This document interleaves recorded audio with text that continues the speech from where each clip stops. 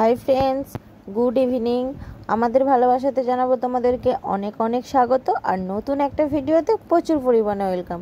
তো ফ্রেন্ডস আজকের ভিডিওটা আমি এখান থেকেই শুরু করলাম।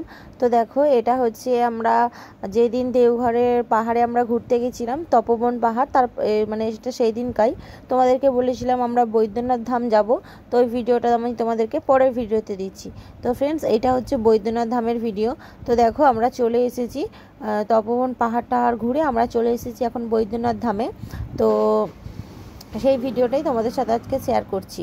তো দেখো আমরা চলে এসেছি প্রায় বৈদ্যনাথ ধামের মন্দিরের কাছাকাছি, মানে ঢুকেই গেছি প্রায়। দেখো মন্দিরের চূড়াগুলো দেখা যাচ্ছে, কি দারুণ লাগছে দেখতে, মানে অপূর্ব অপূর্ব যাকে বলে। মানে আমাদের এখানে তারকেশ্বরের মন্দির আছে, সেটাও খুব সুন্দর। আর এখানে এই বাবাধাম, এটাকে বৈদ্যনাথ ধাম বা বাবাধামও বলে অনেকে। তো বাবাধাম মন্দিরটাও খুব সুন্দর, অনেক লোকজন, অনেক পুজোর মানে লাইন। আমরা পুজো দিতে পারিনি, কারণ কি বলতো প্রায় সন্ধ্যা সন্ধ্যা হয়ে আসছিল, তো তার জন্য আমাদের মানে ওই পাহাড়ে অর্ধেক সময় চলে গেছে, প্রায় 3 ঘন্টার উপরে পাহাড়ে টাইম লেগে গেছে। তারপরে আমরা এসেছি বৈদ্যনাথ ধামে। আর এইটা বন্ধও হয়ে যায়, মানে সন্ধ্যার আগেই বৈদ্যনাথ ধাম বাবাধাম বন্ধ হয়ে যায়, তার জন্য কি বলতো আমরা আর পুজো দিতে পারিনি। তো ঠিক আছে চলো, পরের বার যখন যাব নেক্সট বার তখন আমরা পুজো দিয়ে নেব। আপাতত ঠাকুরকে তো দর্শন তো করি। দেখো এখানে একটা গরু দাঁড়িয়ে আছে, এখানে অনেক গরু আছে অনেক। তো দেখো পাখি এখানে নমস্কার করছে, সবাই মাথায় হাত দিচ্ছে, হাত বোলাচ্ছে, তার জন্য আমরাও একটু হাত বুলিয়ে দিলাম।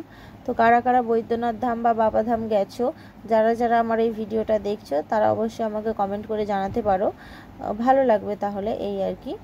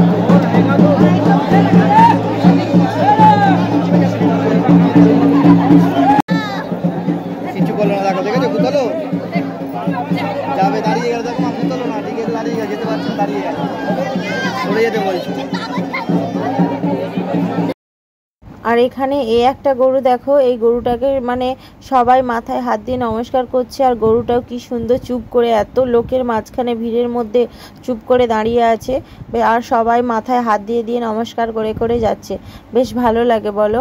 আর এই দেখো পাখিও একটু নমস্কার করে নিল, পাখি ভয় পাচ্ছিল, তাও বললাম যা যা করে নে, নমস্কার করে নে। তো তারপর দেখো আমরা চলে এসেছি বৈদ্যনাথ ধামের ভিডিও আর বেশি করতে পারিনি, কারণ আমাদের মোবাইলে চার্জ ছিল না। এটা আমার মোবাইল থেকে ভিডিওটা তবু আমি করেছি, আর আমি যে মোবাইল দিয়ে ভিডিও করি সেই মোবাইলে তো অলরেডি সুইচ অফ হয়ে গেছিলো পাহাড়ের ভিডিও করতে গিয়ে। তো তারপর দেখো আমাদের খুব খিদে পেয়ে গেছিলো, তার জন্য আমরা চলে এসেছি একটা হোটেলে, এখানে একটু আমরা খাওয়া দাওয়া করে নেবো। তো দেখো খাওয়া দাওয়া করে নেওয়ার পর তারপর আমরা চলে এসেছি পুরো একদম মানে দেওঘরের ঠাকুর বাড়ির ওখানে। তো ঠাকুর বাড়ির ওখানে আমরা এখন যাচ্ছি প্রার্থনা করতে। প্রার্থনা করে টোরে নিয়ে তারপর আমরা যাব আনন্দবাজার প্রসাদ খেতে। প্রসাদ খেয়ে নিয়ে তারপরে আমরা একেবারে বাড়ি চলে আসব। তো দেখো আমরা এখন যাচ্ছি প্রার্থনা করতে। চলো তুমি আগে চলো। তো তোমরা দেখতেই পাচ্ছ, আর ওই দূরে যে বিল্ডিংটা দেখা যাচ্ছে ওটা হচ্ছে ঠাকুর বাড়ি, মানে দেওঘরের ঠাকুর বাড়ি। আনন্দবাজার মানে সবাই তোমরা বোঝো না, আনন্দবাজার মানে হচ্ছে প্রসাদ খাওয়ানো, তো সেটাকে আনন্দবাজার বলে। তো দেখো আমরা সেই দিন রাত্রিবেলা প্রসাদ খেয়ে ঘরে রুমে চলে এসে ঘুমিয়ে পড়েছিলাম। তো সেই দিন আর ভিডিও করা হয়নি কোনো কিছু, আর কী বা করবো। তারপর দিন দেখো আমরা বাড়ি চলে আসবো, তার জন্য আমরা রেডি হয়ে বেরিয়ে গেছি। টোটো বলা ছিল, তার জন্য দেখো টোটোর দাদাটা একদম আমাদের রুমের সামনে চলে এসেছিলো। আমরা এখন চলে যাব স্টেশনে। তো চলো বাড়ি চলে যাচ্ছি। খুব মজা হয়েছে, খুব আনন্দ হয়েছে, আর সবথেকে বড় কথা খুব ভালো লেগেছে। আর চলে যাওয়ার সময় ঠাকুর বাড়ির জন্য খুব মন খারাপ করছে, সত্যি কথা বিশ্বাস করো, যেহেতু চলে আসছি তো তার জন্য খুব মনটা খারাপ লাগছিল যে আবার কবে আসতে পারবো ঠাকুর বাড়ি জানি না। তো ঠাকুরের যাবে ইচ্ছা হবে, আমার গুরুদেব আমার দয়ালের যাবে ইচ্ছে হবে, নিশ্চয়ই আবার আসবো।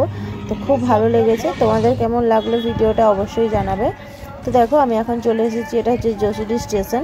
তো এখান থেকে আমরা ট্রেন ধরবো। তো চলো টাটা, দেখা হচ্ছে পরের ভিডিওতে।